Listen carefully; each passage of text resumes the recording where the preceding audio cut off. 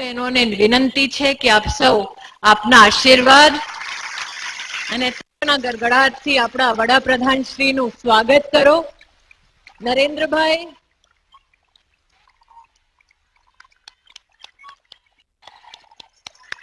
આપણી બધી સાધ્વી બહેનો ઊભા થઈને આપનું અભિનંદન કરે છે. हमारे कच्छ गुजरात की सभी बहनों का स्वागत स्वीकार करिए. गुजरात से सभी कथाकार बहनें, साध्वी बहनें यहाँ उपस्थित होकर तालियों की गड़गड़ाहट मात्र न आपका स्वागत कर रही हैं, बल्कि आपको खूब खूब आशीर्वाद कच्छ की धरती से, गुजरात की धरती से दे रही हैं. अंतर्राष्ट्रीय महिला दिवस के शुभ अवसर पर आपके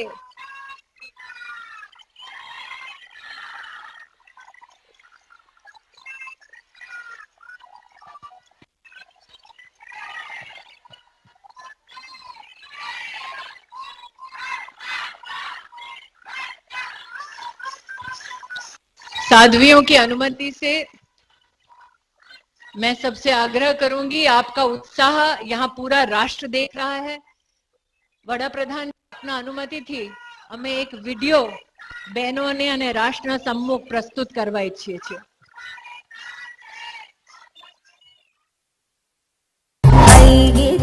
વાતો મારી વેદ વખાણે હું ગાયત્રી કહેવાણી છું.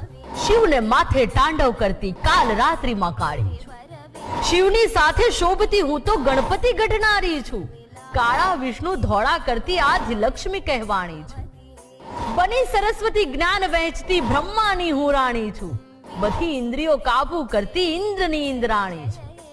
રક્ત બીજને રોડો મેં મહિષાસુર હણનારી છું. ચંડ મુંડના મસ્તક કાપી ચામુંડા કહેવાણી છું. હું સતી છું, હું ગતિ છું, હું માયાની મહારાણી છું. જગત પ્રગટ્યું મારા ગર્ભે જગદંબા કહેવાણી છું. બની સાવિત્રી યમને ભગાડું હું મોતને જીતનારી છું. બ્રહ્મા વિષ્ણુ મહેશ સાથે રમાડી અંસુયા કહેવાણી છું. નદીઓનો હું પાલવ પાથરી પોષણને ભરનારી છું. હર હર ગંગે કરતા કરતા સર્વ પાપ હરનારી છું. મારા હાથે કરવત શોભે ના ડરનારી નારી છું. ખૂબ લડી મરદાની હું તો ઝાંસી વાળી રાણી છું. મારા વિના યજ્ઞ અધૂરો સત્ય કર્મ કરનારી છું. સુખમાં દુઃખમાં સાથે રહીને અર્ધાંગીની કહેવાણી છું. મમતાનો હું મોલ ના લેતી ભૂખી છતાં ધરાણી છું. પતિ પુત્ર ને બાળ ઉછેરી જનની હું કહેવાણી છું. ભારતીય જનતા પાર્ટી ગુજરાત પ્રદેશ તરફથી રાષ્ટ્રની સમસ્ત સ્ત્રી શક્તિને આંતરરાષ્ટ્રીય મહિલા દિવસની માનવંતી શુભકામનાઓ.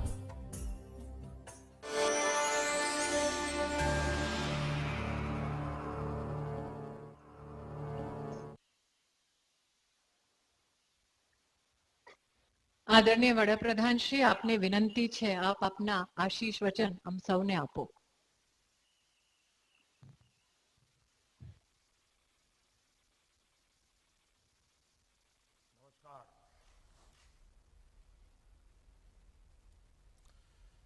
मैं आप सभी को,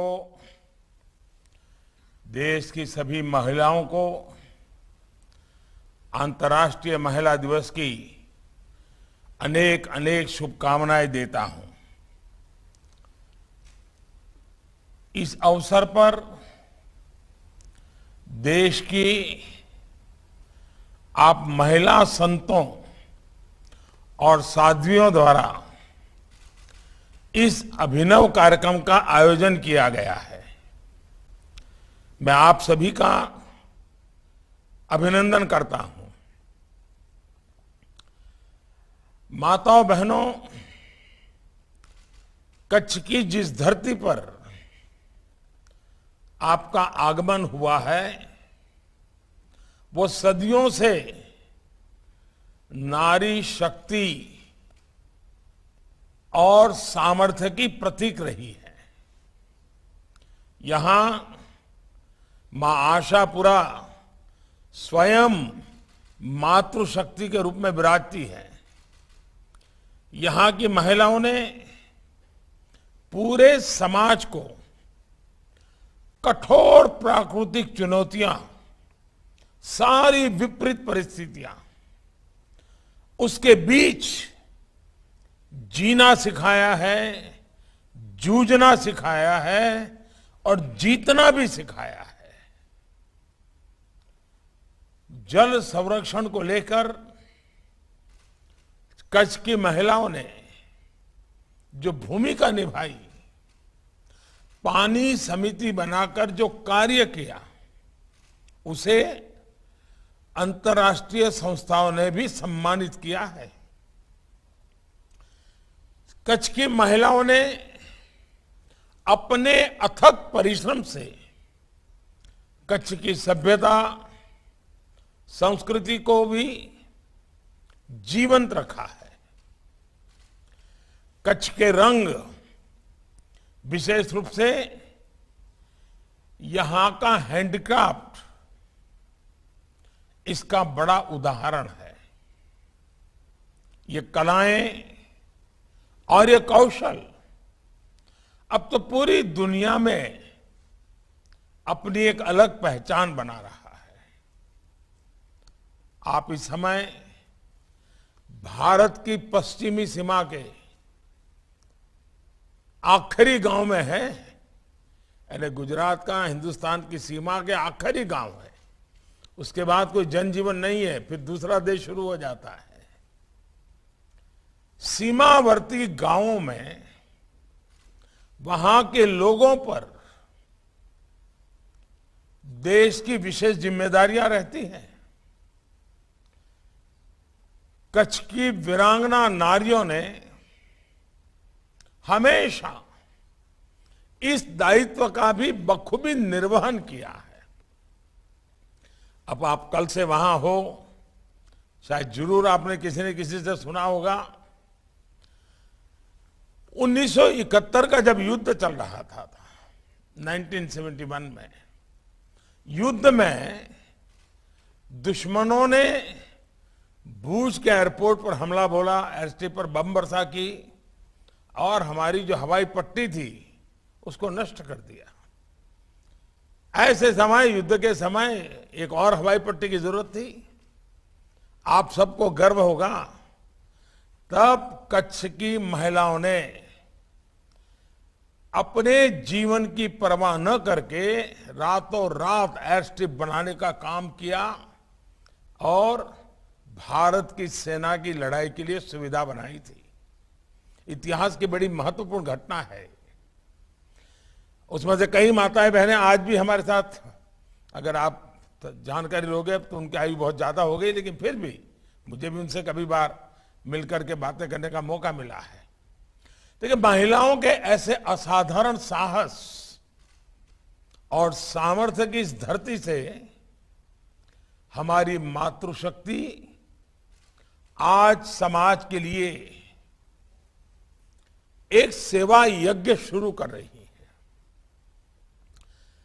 माताओं बहनों, हमारे वेदों ने महिलाओं का आह्वान पुरंदी ही योषा, पुरंदी ही योषा ऐसे मंत्रों से किया है।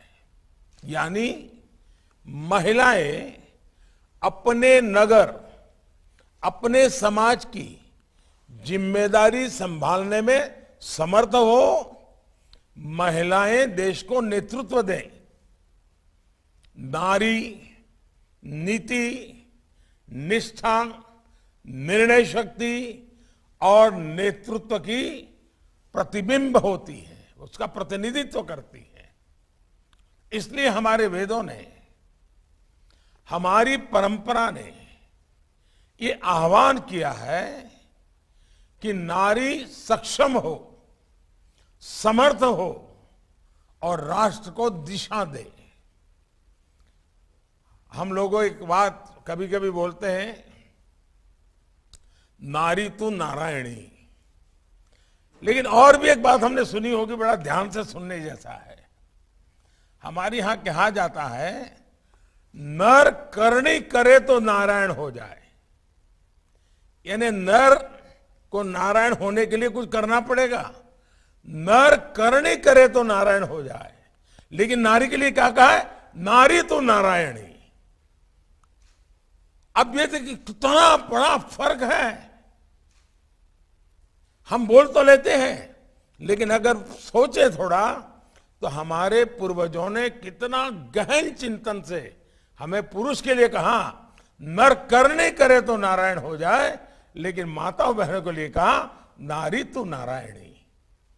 माताओं बहनों, भारत विश्व की ऐसी बौद्धिक परंपरा का वाहक है जिसका अस्तित्व उसके दर्शन पर केंद्रित रहा है, और इस दर्शन का आधार उसकी आध्यात्मिक चेतना रही है, और ये आध्यात्मिक चेतना उसकी नारी शक्ति पर केंद्रित रही है। हमने सहर्ष ईश्वरीय सत्ता को भी नारी के रूप में स्थापित किया है। जब हम ईश्वरीय सत्ता की और ईश्वरीय सत्ता को स्त्री और पुरुष दोनों रूपों में देखते हैं, तो स्वभाव से ही पहली प्राथमिकता नारी सत्ता को देते हैं। फिर चाहे वो सीता राम हो, राधा कृष्ण हो, गौरी गणेश हो, या लक्ष्मी नारायण हो, आप लोगों से बेहतर कौन हमारी इस परंपरा से परिचित होगा। हमारे वेदों में गोपा, गोदा, अपाला और लोपमुद्रा अनेक विध नाम हैं, जो जैसे ऋषिकाएं रही हमारे यहां। गार्गी और मैत्रेयी जैसी विदुषियों ने वेदांत के शोध को दिशा दी है। उत्तर में मीराबाई से लेकर दक्षिण में संत अक्का महादेवी तक भारत की देवियों ने भक्ति आंदोलन से लेकर ज्ञान दर्शन तक समाज में सुधार और परिवर्तन को स्वर दिया है। गुजरात और कच्छ की इस धरती पर भी सती तोरल, गंगा सती, सती लोयण, रामबाई और लीरबाई, ऐसी अनेक देवियों के नाम आप सौराष्ट्र में जाओ घर घर गूंजते हैं। इसी तरह आप हर राज्य में, हर क्षेत्र में देखिए, इस देश में शायद ही ऐसा कोई गांव हो, शायद ही ऐसा कोई क्षेत्र हो जहां कोई न कोई ग्राम देवी, कुल देवी वहां की आस्था का केंद्र ना हो। ये देवियां इस देश की उस नारी चेतना का प्रतीक है जिसने सनातन काल से हमारे समाज का सृजन किया है। इसी नारी चेतना ने आजादी के आंदोलन में भी देश में स्वतंत्रता की ज्वाला को प्रज्वलित रखा। और ये हम याद रखें कि 1857 का स्वातंत्र संग्राम हम याद करें, और आज जब आजादी का अमृत महोत्सव हम मना रहे हैं, तो भारत के आजादी के आंदोलन की पीठिका उसको तैयार करने में भक्ति आंदोलन का बहुत बड़ा रोल था। हिंदुस्तान के हर कोने में कोई न कोई ऋषि, मुनि, संत, आचार्य पैदा हुए जिन्होंने भारत की चेतना को प्रज्वलित करने का अद्भुत काम किया था। और उसी के प्रकाश में, उसी चेतना के रूप में से देश स्वतंत्रता के आंदोलन में सफल हुआ। आज हम एक ऐसे मुकाम पर है कि आजादी के 75 साल हो गए हैं। हमारी आध्यात्मिक यात्रा चलती रहेगी, लेकिन सामाजिक चेतना, सामाजिक सामर्थ्य, सामाजिक विकास, समाज में परिवर्तन, इसका समय हर नागरिक की जिम्मेवारी से जुड़ गया है। और तब जब इतनी बड़ी तादाद में संत परंपरा की सब माताएं बहनें बैठी हैं, तो मैं समझता हूं कि मुझे आपके साथ वो बात भी करनी चाहिए और आज मेरा सौभाग्य है कि मैं नारी चेतना के ऐसे ही एक जागरूक समूह से बात कर रहा हूं। माताओं बहनों, जो राष्ट्र इस धरती को मां स्वरूप मानता हो, वहां महिलाओं की प्रगति राष्ट्र के सशक्तिकरण को हमेशा बल देती है। आज देश की प्राथमिकता महिलाओं का जीवन बेहतर बनाने पर है। आज देश की प्राथमिकता भारत की विकास यात्रा में महिलाओं की संपूर्ण भागीदारी में है और इसलिए हमारी माताओं बहनों की मुश्किलें कम करने पर हम जोर दे रहे हैं। हमारे यहां तो ये स्थिति थी कि करोड़ों माताओं बहनों को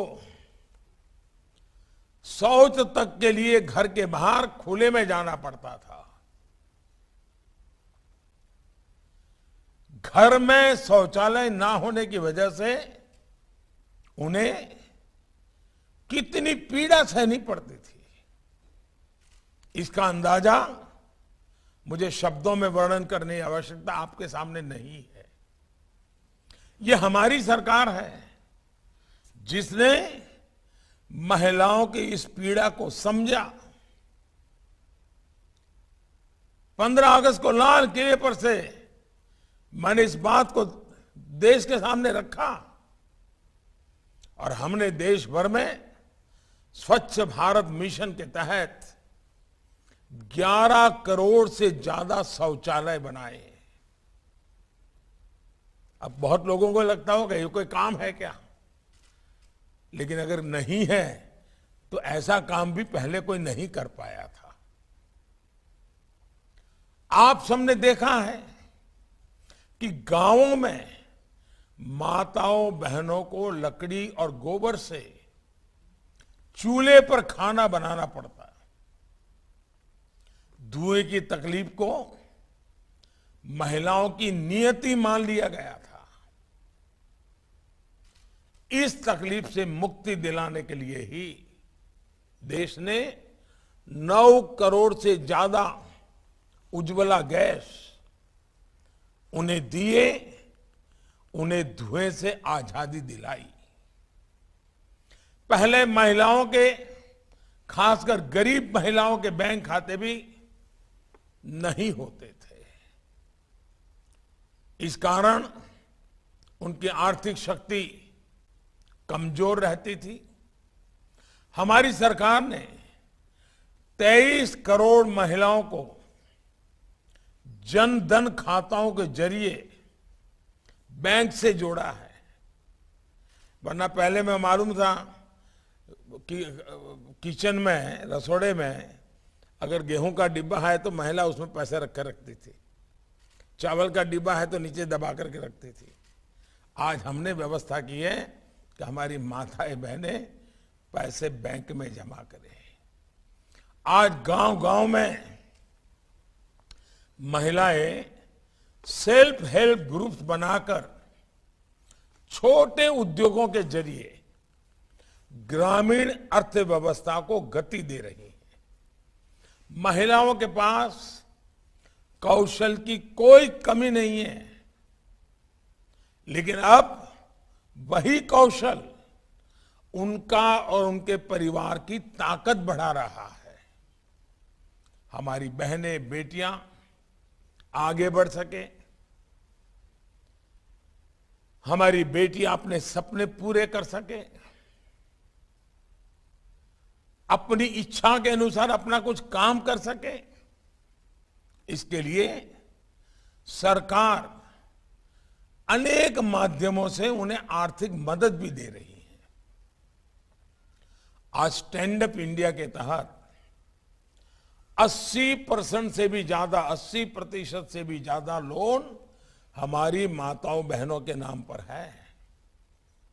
मुद्रा योजना के तहत करीब 70% लोन हमारी बहनों बेटियों को दिए गए हैं और ये हजारों करोड़ रुपए का मामला है।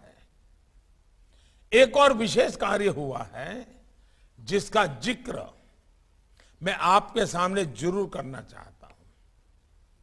हमारी सरकार ने पीएम आवास योजना के जो 2 करोड़ से अधिक घर बनाकर दिए हैं, क्योंकि हमारा एक सपना है कि हिंदुस्तान में हर गरीब के पास अपना पक्का घर हो, पक्की छत वाला घर हो। और घर भी मतलब 4 दीवारें नहीं, घर ऐसा जिसमें शौचालय हो, घर ऐसा जिसमें नल से जल हो, घर ऐसा जिसमें बिजली का कनेक्शन हो, घर ऐसा जिसके अंदर उनको जो प्राथमिक सुविधाएं हैं गैस कनेक्शन समेत की, ये सारी सुविधाओं वाला घर मिले। 2 करोड़ गरीब परिवार के लिए 2 करोड़ घर बने हमारे आने के बाद। ये आंकड़ा बहुत बड़ा है। अब 2 करोड़ घर, आज घर की कीमत कितनी होती है? आप लोग सोचते होंगे कितनी कीमत होगी? 1.5 लाख, 2 लाख, 2.5 लाख, 3 लाख छोटा सा घर होगा। तो इसका मतलब 2 करोड़ महिलाओं के नाम जो एक घर बने हैं, मतलब 2 करोड़ गरीब महिलाएं लखपति बनी हैं। जब हम लखपति सुनते थे तो कितना बड़ा लगता था,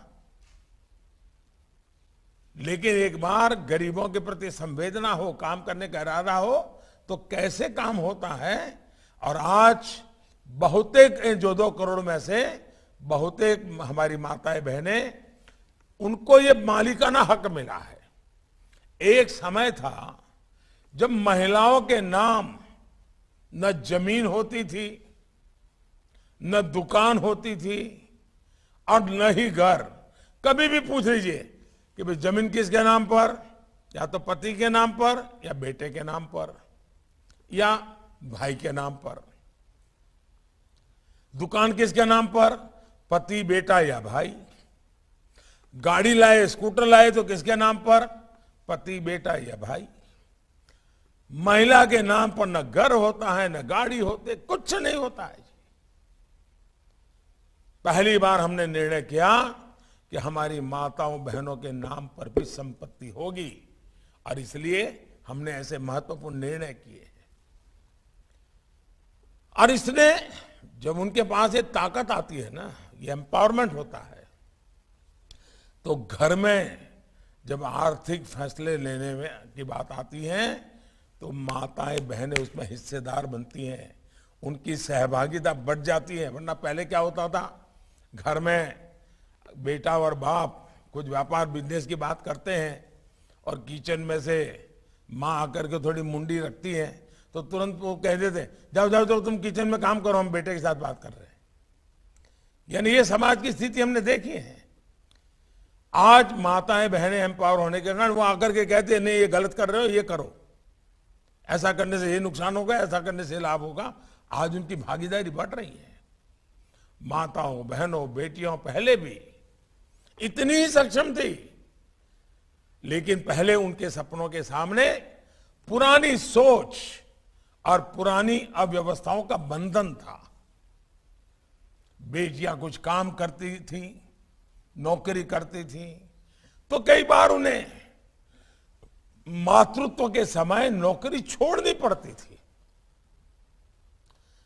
अब उस समय उसको जब सबसे ज्यादा जरूरत हो, पैसों की भी जरूरत हो, बाकी सहायता की जरूरत, उसी समय नौकरी छोड़नी पड़े, तो उसके पेट में जो बच्चा है उस पर उसका प्रभाव होता है। कितनी ही लड़कियों को महिला अपराधों के डर से काम छोड़ना पड़ता था। हमने इस सारी स्थिति को बदलने के लिए बहुत सारे कदम उठाए हैं। हमने मातृत्व अवकाश को 12 हफ्तों से बढ़ाकर 26 हफ्ते कर दिया है। यानी एक प्रकार से 52 हफ्तों का साल होता है, 26 हफ्ते छुट्टी दे देते हैं। हमने वर्क प्लेस पर महिलाओं की सुरक्षा के लिए सख्त कानून बनाए हैं। बलात्कार, और हमारे देश में हमारी सरकार ने एक बहुत बड़ा काम किया है, बलात्कार जैसे जघन्य अपराधों पर फांसी जैसी सजा का भी प्रावधान किया है। इसी तरह बेटे बेटी को एक समान मानते हुए सरकार बेटियों के विवाह की आयु को भी 21 वर्ष करने पर विचार कर रही है। संसद के सामने ये प्रस्ताव है। आज देश सेना में बेटियों को बड़ी भूमिकाओं को बढ़ावा दे रहा है। सैनिक स्कूलों में बेटियों के दाखिले की शुरुआत हुई है। माताओं बहनों, नारी शक्ति के सशक्तिकरण की इस यात्रा को तेज गति से आगे बढ़ाना हम सभी का दायित्व है। आप सभी का मुझ पर इतना स्नेह रहा है, आपके इतने आशीर्वाद रहे हैं, आपके बीच में ही मैं पला बढ़ा हूं, आपके बीच से ही निकला हुआ हूं, और इसलिए आज मन करता है कि मैं आपसे कुछ आग्रह करूं। कुछ बातों के लिए मैं आपको कहूं कि आप भी कुछ मेरा मदद कीजिए। अब क्या काम करने हैं, मैं कुछ काम आपसे बताना चाहे वहां हमारे जो कुछ मंत्री भी वहां आए हैं, कुछ हमारे कार्यकर्ता आए हैं, उन्होंने भी शायद बताया होगा या शायद आगे बताने वाले होंगे। अब देखिए, कुपोषण हम कहीं पर भी हो, हम गृहस्थी हो या सन्यासी हो, लेकिन क्या बच्चा या बच्ची एक कुपोषित हो, हमें दर्द होता है क्या? दर्द होना चाहिए कि नहीं होना चाहिए? क्या इसको हम साइंटिफिक तरीके से उसका समाधान कर सकते हैं, नहीं कर सकते हैं? क्या जिम्मेवारी नहीं ले सकते हैं? और इसलिए मैं कहूंगा, कुपोषण के खिलाफ देश में जो अभियान चल रहा है उसमें आप बहुत बड़ी मदद कर सकती है। ऐसे ही बेटी बचाओ बेटी पढ़ाओ अभियान में भी आपकी बड़ी भूमिका है। बेटियां ज्यादा से ज्यादा संख्या में न केवल स्कूल जाएं बल्कि पढ़ाई भी पूरी करें। इसके लिए आप लोगों को लगातार उनसे बात करनी चाहिए। आपने भी कभी बच्चियों से बुला करके उनसे बातें करनी चाहिए। आपके मठ में, मंदिर में, जहां भी, उनको प्रेरित करना चाहिए। अब सरकार एक अभियान शुरू करने जा रही है जिसमें बेटियों के स्कूल प्रवेश का उत्सव मनाया जाएगा। इसमें भी आपकी सक्रिय भागीदारी बहुत मदद करेगी। ऐसे ही एक विषय है वोकल फॉर लोकल का। बार बार मेरे मुंह से आपने सुना होगा। आप मुझे बताइए, महात्मा गांधी हमें कह करके गए, लेकिन हम लोग सब भूल गए।